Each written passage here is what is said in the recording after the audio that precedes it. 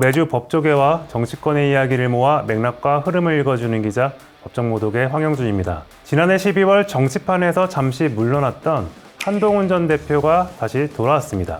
지난 2개월은 한 전 대표 입장에서 보면 자신의 의지와는 상관없는 강제 휴직이었을 겁니다. 하지만 전 다르게 생각했습니다. 윤 대통령과 한 전 대표는 줄곧 운명 공동체처럼 여겨졌죠. 두 사람이 검사였던 시절부터 지켜봤던 제 눈엔 지난 2개월은 비로소 둘의 연이 끊어지는 상징적인 시기로 보였습니다. 검사 윤석열과 한동훈은 형제였고 이후엔 권력자와 후계자였습니다. 검찰은 검사 동일체 조직이고 선배였던 윤 대통령의 길이 곧 한 전 대표의 길이었지만 정치는 전혀 달랐죠. 두 사람의 원칙과 상식의 기준은 생각보다 달랐고 이상도 달랐습니다. 이전까지 항상 지시에 따랐던 한 전 대표가 여당 대표가 되면서 어찌 보면 때때로는 맞서야 되는 위치에 섰고 그러면서 갈등도 눈에 띄게 잦아졌죠. 하지만 한 전 대표의 정치 시작 역시 대통령의 그림자에서 벗어나지 못했기 때문에 완전한 이별은 불가능했고 갈등만 고조되곤 했습니다. 그러다 느닷없는 계엄 사태가 벌어졌고 그 유탄에 한 전 대표도 부상은 입었지만 그 계기로 윤 대통령과는 완전히 다른 길을 가게 됐습니다. 작년 12월 16일 여당 대표직에서 물러나고 한 전 대표가 2개월 만에 내놓은 메시지 내용은 경청과 성찰의 시간을 가졌다였습니다. 그리고 복귀의 신호탄으로 나온 게 한동훈의 선택, 국민이 먼저입니다란 책입니다. 2023년 여당 비대위원장으로 정치에 입문했을 때가 아닌 지금이야말로 한동훈이 선택한 정치의 길이 아닌가 싶습니다. 그러니 이젠 좋은 결과든 나쁜 결과든 온전히 한동훈의 몫이 될 거고요. 한 전 대표의 이번 복귀는 처음 정치판에 발을 디뎠을 때 받았던 환호와는 다를 겁니다. 총선 패배 후에 대표로 돌아왔을 때 받았던 지지와도 다를 거고요. 제가 알던 한 전 대표는 정말 냉철했습니다. 때론 그걸 넘어 냉정해 보일 때가 있을 정도로요. 그런 한 전 대표가 지금 복귀가 어떤 의미를 갖는지 모를 리 없겠죠. 그럼에도 불구하고 돌아오기로 결정한 이유와 그 앞에 놓인 과제까지 정치인 한동훈의 시즌2 시작을 이 한 편에 모아 읽어보겠습니다. 제가 작년 한동훈 전 대표의 사태를 보면서 복귀를 한다면 어떤 명분을 내세울 건지 매우 궁금했습니다. 말하자면 자당의 대통령 탄핵 사태로 사퇴까지 당한 사람인데 그냥 아무 일 없었던 것처럼 돌아올 수는 없잖아요. 저희가 자주 하는 말이 정치는 명분이다인데 체급이 클수록 그 명분이 더 중요하죠. 그래서 책 이야기가 나왔을 때 솔직히 좀 명분이 약한 게 아닌가 했습니다. 물론 한 전 대표가 책을 좋아하기도 하고 제가 알기로도 다독가거든요. 유난히 책과 관련된 에피소드도 많았고요. 아직 책이 나오기 전인 지난주에 동아일보에서도 책 내용을 미리 취재해 보도하기도 했었죠. 책 내용을 보면 크게 두 파트로 나눠져 있습니다. 한동훈의 선택은 12월 3일부터 사퇴까지 14일 동안 자신이 겪었고 했던 일들에 대해 마치 자술서를 쓰듯 썼고요. 한동훈의 생각은 대담 형식으로 정치를 하는 이유나 공직자로서의 사명 등 정치에 임하는 한 전 대표의 속내를 들여다볼 수 있습니다. 그 중에서도 눈길이 갔던 건 스스로 아쉬운 선택이라 꼽은 장면입니다. 대통령이 퇴진 전까지 국무총리가 당과 긴밀히 협의하여 민생과 국정 차질 없이 챙길 것입니다. 국민의힘 당대표와 국무총리의 회동을 정례화하겠습니다. 한치의 국정 공백도 일어나지 않게 하겠습니다.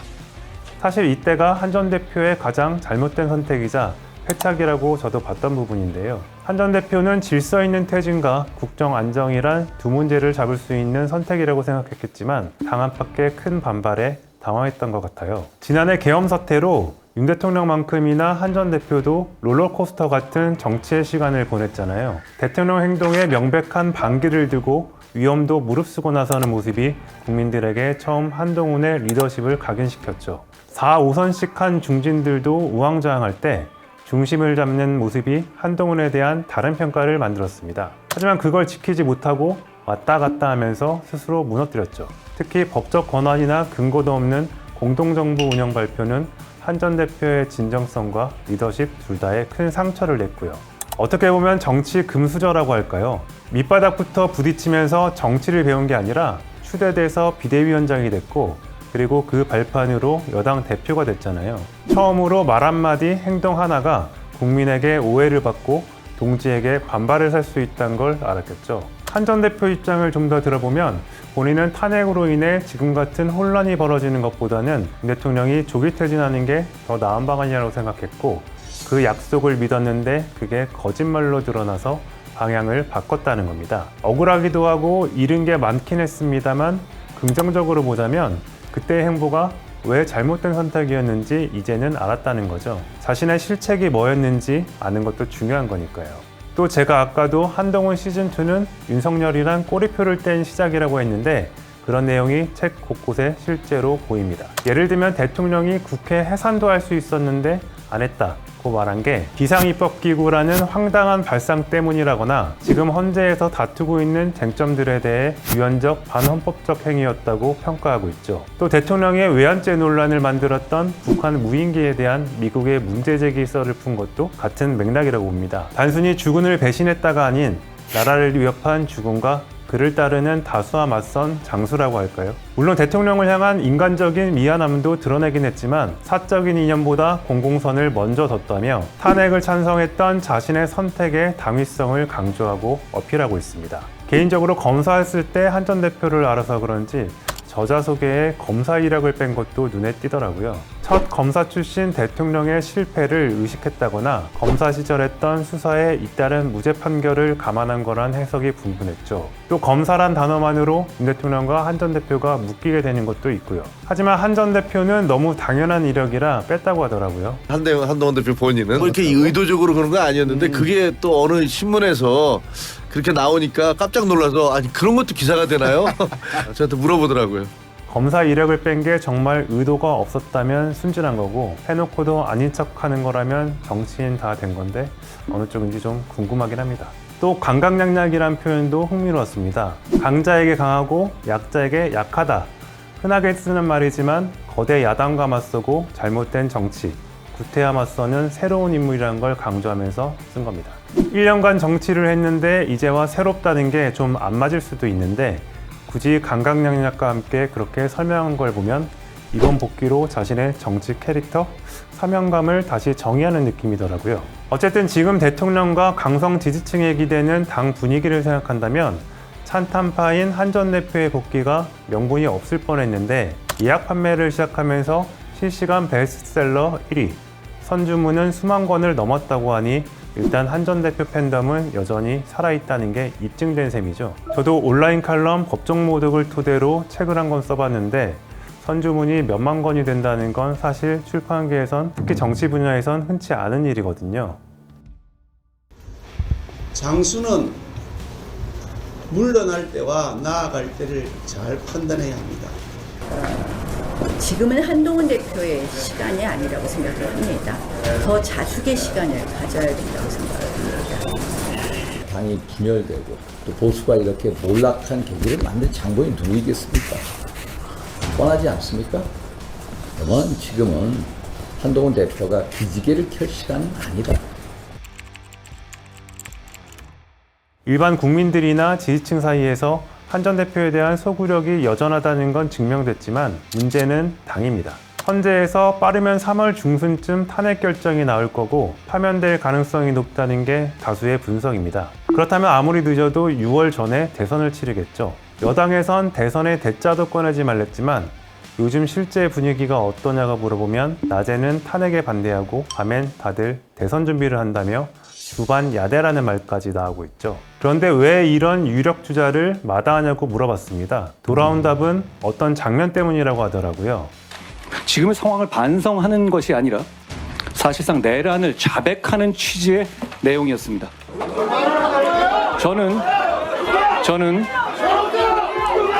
당시 한 전 대표의 행동은 의도하지는 않았지만 자신은 선이었고 대통령과 동료 의원은 반대의 느낌을 줬죠. 여당 대표인데 야당과 더 말이 잘 통하는 것처럼 보였고요. 잘못된 계엄에 대한 상식적인 대응이라고는 하지만 여당 의원들 입장에서 보면 우리 당 대통령이 저지른 큰 일에 대한 수습이랄지 같이 활로를 찾을 기회조차 주지 않은 셈이었죠.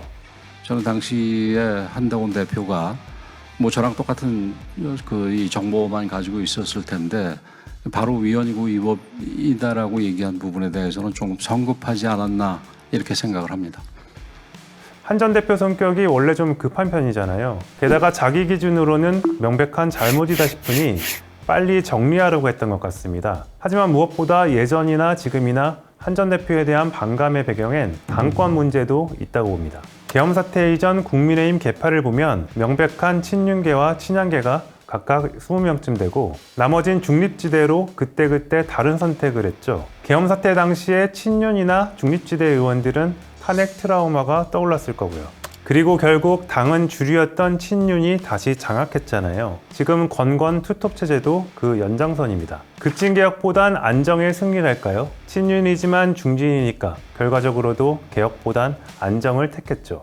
그 뒤 탄핵 이후 실제 당 지지율이 계엄 이전으로 돌아가고 민주당과 지지율이 비등비등해지면서 결집하는 모습을 보였죠. 그렇다면 한 전 대표는 왜 꼭 지금 돌아오려고 하냐?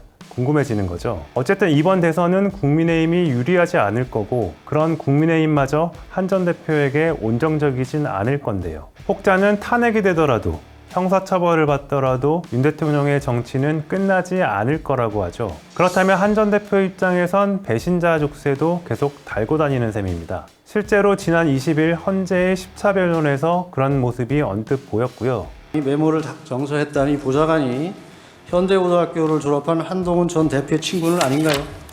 제 보좌관의 친구들이 어떤 사람인지까지는 제가 기억하지 못하고 있습니다.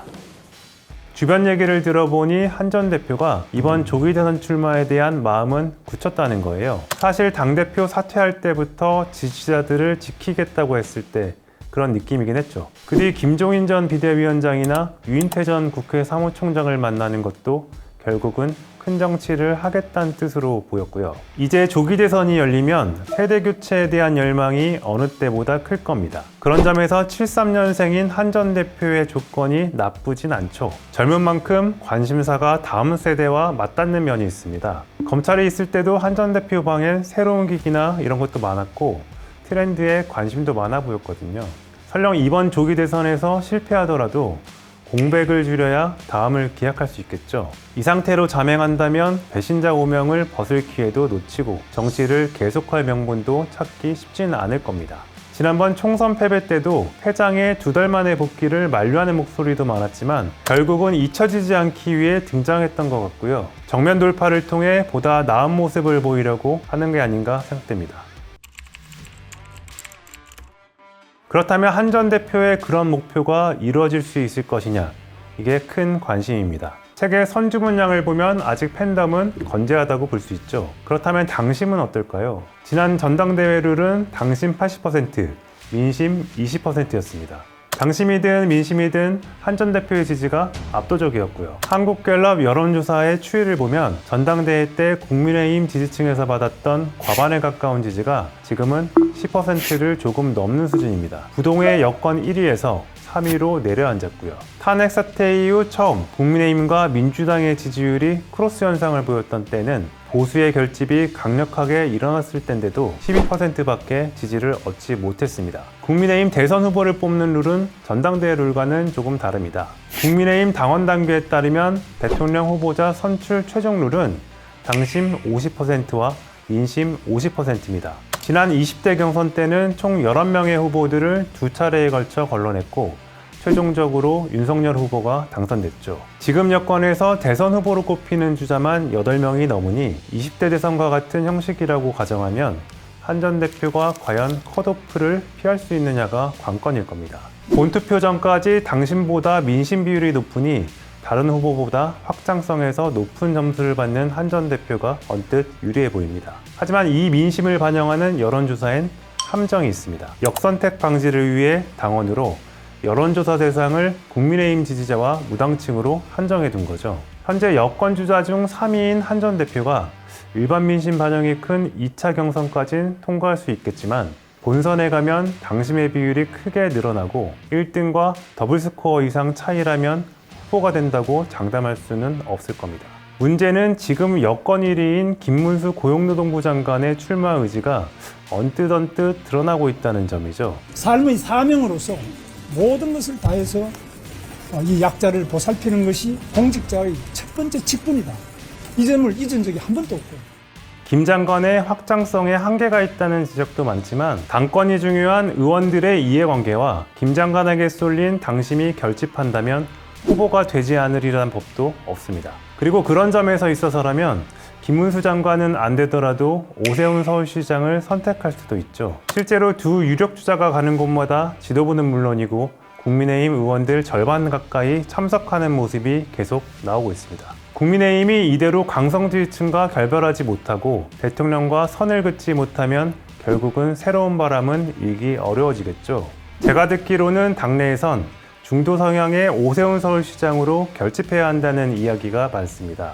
오 시장 대 이재명 대표의 양자구도로 가면 승산이 있다는 의견이 많은 것 같아요. 과거 2017년 박근혜 전 대통령 탄핵 이후 6일 만에 자유한국당 대선 후보 등록이 마감됐으니 당장 국민의힘의 변화를 이끌어낼 수 없다면 한 전 대표에겐 시간이 별로 없을 수도 있습니다.